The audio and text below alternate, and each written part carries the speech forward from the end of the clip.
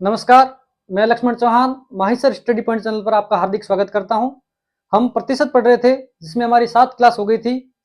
आज हम अगली क्लास देखेंगे। इस क्लास में हम चुनाव से संबंधित प्रश्न करेंगे। चुनाव से संबंधित प्रश्न करेंगे,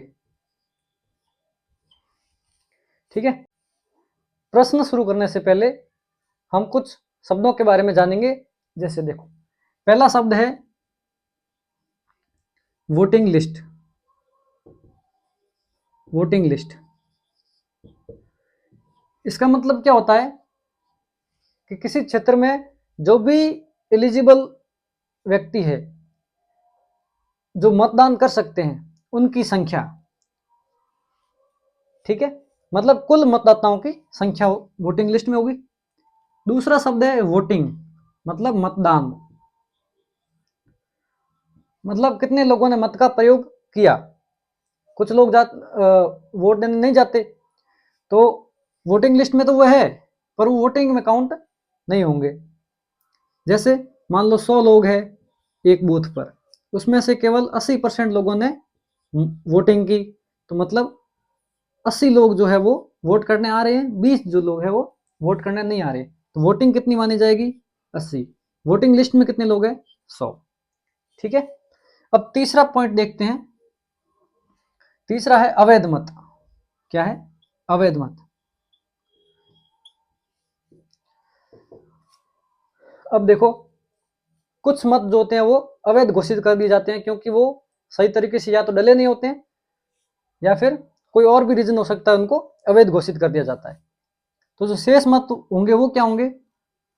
जैसे मान लो टोटल 100 लोगों ने वोट किया, उसमें से 10% अवैध हो गए, तो वैध कितने होंगे?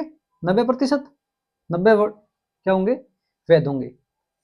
अब एक एग्जांपल लेते हैं कि एक जो चुनाव है उसमें 3 लोगों ने पार्टिसिपेट किया, मतलब उम्मीदवार कितने हैं? 3 हैं।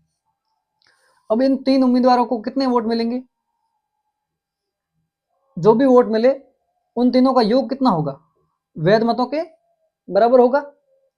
ये था आज की क्लास स्टार्ट करने से पहले उस क्लास से रिलेटेड थोड़ा सा बेसिक, ये हमने जाना है। अब हम आगे देखेंगे इससे रिलेटेड प्रश्न। देखिए हमारा प्रश्न प्रश्न कह रहा है एक चुनाव में 3 उम्मीदवार है, ए, बी और सी, ठीक है। पहले वाले को 40% मिले वोट, ये 40%। दूसरे वाले को 36% वोट मिले, और कुल जो वोट है वो 36,000 पड़े। कुल मत कितने पड़े? 36,000 पड़े हैं। तो ये पूछ रहा है तीसरा जो उम्मीदवार है उसको कितने वोट मिले।